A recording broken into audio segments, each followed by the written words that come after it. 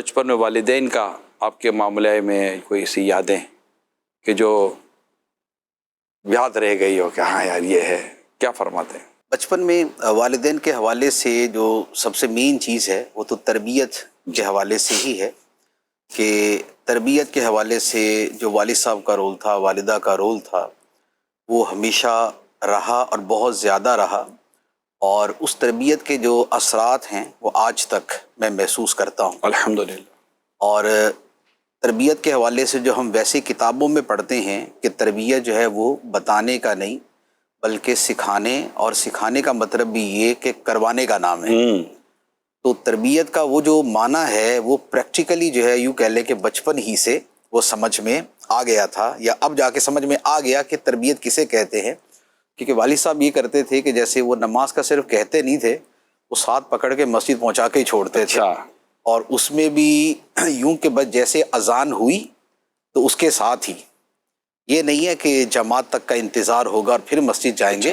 بلکہ نماز کی عادت کا مطلب یہ ہے کہ بھی اذان ہوتے ساتھ ہی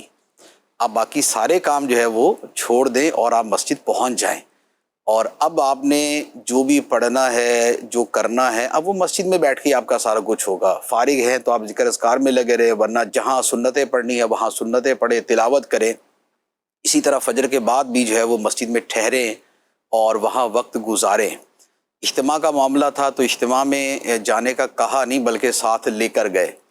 تو یوں جتنے بھی کام ہوتے تھے وہ پریکٹیکلی کرواتے تھے، تو کروا کے اسی طرح گھر میں لباس پہننے کے اعتبار سے، صفائی کے اعتبار سے، کوئی چیز لینے دینے کے اعتبار سے، تو ہر شے کا پریکٹیکل ہی ہوتا تھا کہ بھئی دینا ہے تو اب دائیں ہاتھ سے ہی دینا ہوگا، ورنہ سامنے سے پکڑیں گے ہی نہیں، اور لینا ہوگا تو دائیں ہاتھ سے ہی پکڑنا ہوگا، ورنہ جو ہے نا وہ آگے نہیں بڑھائیں گے۔ اور اسی طرح صفائی کے اندر بھی جو ہے وہ اپنے کپڑوں کا اور اپنے بیٹھنے کی جگہ کا خیال کرنا۔ کتابیں گھر میں بہت ہوتی تھی کیونکہ والد صاحب کو پڑھنے کا بڑا شوق تھا، مطالعے کا شوق تھا، تو کتابوں کو پڑھنا ہے تو ان کو استعمال کا طریقہ بھی کہ یہ نہیں ہے کہ اس کا ہر صفحہ اکھڑا ہوا ہے اور اس کی جلد بکھری ہوئی ہے، بلکہ یوں ہے کہ کتاب کو اتنا کھولنا ہے کہ جس سے اس کی جلد نہ پھٹے۔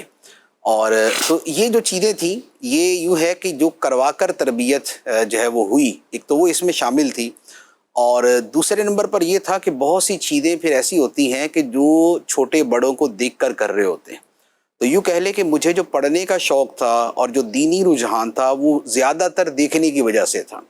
کہ والد صاحب کو کتابوں کا اتنا شوق تھا کہ وہ خود تو جیسے ایک جگہ پہ ٹیچنگ کرتے تھے،